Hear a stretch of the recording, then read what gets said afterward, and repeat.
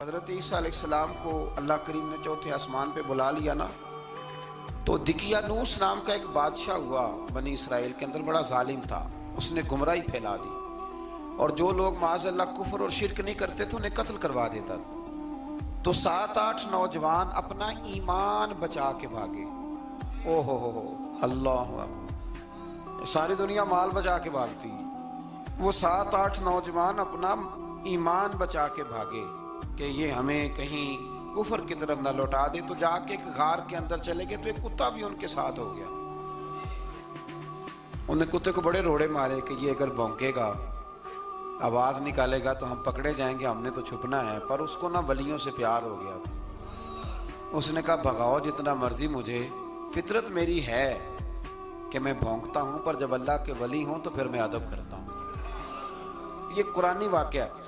اچھا، یہ عین وہ واقعہ ہے قرآن مجید کا کہ جو بہت ساری چیزوں پر ویسے ہی نص ہے اور بہت ساری زبانیں ویسے ہی گنگ ہو جاتی۔ تو وہ 6-7 لوگ تھے، وہ چلے گئے غار کے اندر، جا کے انہوں نے پناہ لے لی۔ بادشاہ کو پتہ چل گیا کہ غار کے اندر ہے۔ اچھا، اللہ کی قدرت جیسے ہی داخل ہوئے انہیں نیند آ گئی، یہ سو گئے۔ اور قرآن مجید کہتا ہے، قرآن مجید کے یہ لفظ ہیں کہ کتا غار کے منہ پر بازو پھیلا کے بیٹھ گیا، گویا اپنے مالکوں کی خدمت کر رہا ہے۔ اب میاں صاحب کی ایک بات کر لیں درمیان میں۔ میاں صاحب فرماتے ہیں، جنہ تنا وچ عشق نہ رچیا، کتے ہونا تھی چنگے، اور چلو مالک دے کر راکھی کر دے، صابر پوکھے ننگے۔ یہ دیکھو نا کہ اتنا تو ان کے اندر بھی کمال ہے۔ اپنے نا دونوں بازو پھیلا کے کتا بھی غار پہ بیٹھ گیا۔ ان کو نیند آ گئی۔ بادشاہ نے پتہ کرایا کہاں بھاگ کے گئے، تو کہا وہ غار کے اندر ہیں۔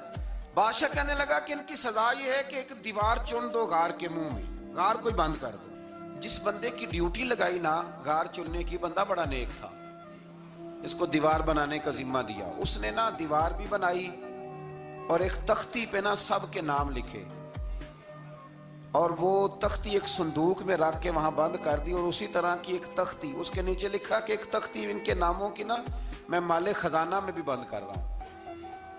اللہ تبارک و تعالیٰ کی قدرت کے بعد مفسرین نے لکھا ہے وہ 100 سال تک سوئے رہے، اور بعض نے لکھا ہے کہ 300 سال تک سوئے رہے۔ 300 سال کے بعد اس طرح ہوا کہ حکومتیں بدل گئیں۔ بیدروس نام کا ایک بادشاہ آ گیا، وہ بڑا نیک دل تھا۔ اس نے ہر طرف حضرت عیسیٰ علیہ السلام کی شریعت کا پھر سے نعرہ بلند کیا۔ اب نا کچھ لوگ ایسے تھے جو منکر ہو گئے تھے کہ مرنے کے بعد دوبارہ کیسے اٹھیں گے۔